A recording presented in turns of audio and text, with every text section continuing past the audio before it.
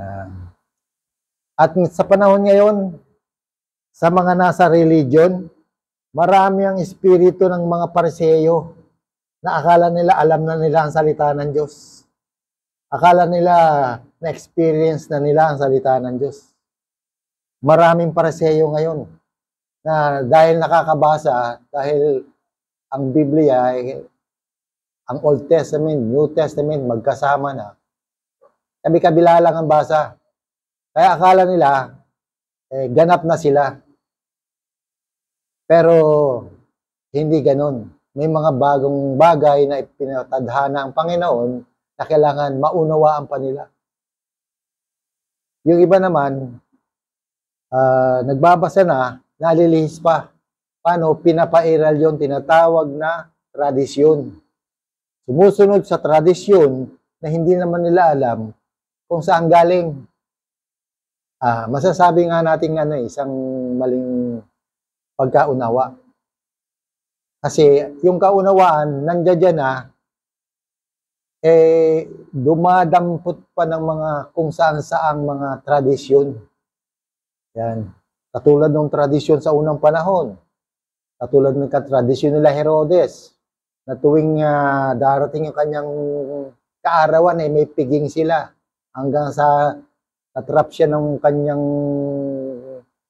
ka-live-in na si Herodias, na nung nagsayaw ang anak ni Herodias sa harapan ng mga hari, ng mga delegates, mga prominent person, mga pangunahing mga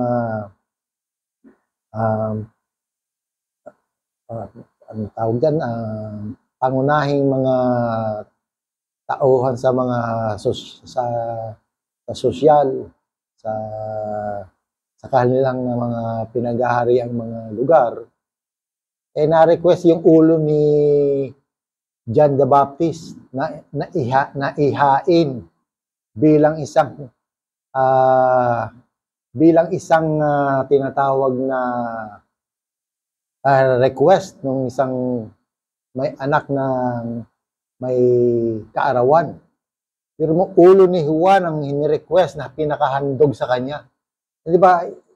Kaarawan yun. Paano mo sasabihin yun sa Diyos yan? Yung kaarawan ng Herodes na yan. Na ngayong kabi-kabila, pag pura happy birthday. Paano mo nalaman mga sa Diyos yung pinagagawa mo? Kung ganyan ang gagawin, di ba? Ulo ni Juan di Baptist ang hiningi. Yan.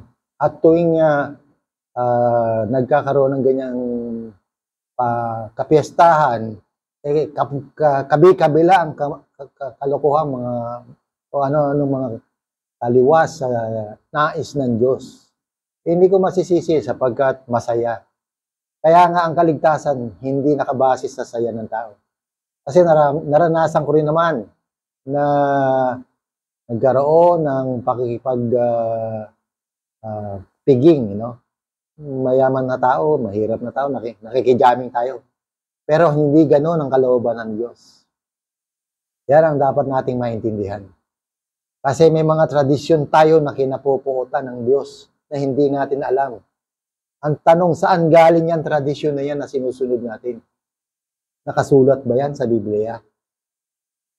Isang bagay na pangbukas lang na isip. At ngayon, dadako tayo sa pagbabasa ng aklat ni Juan. Sa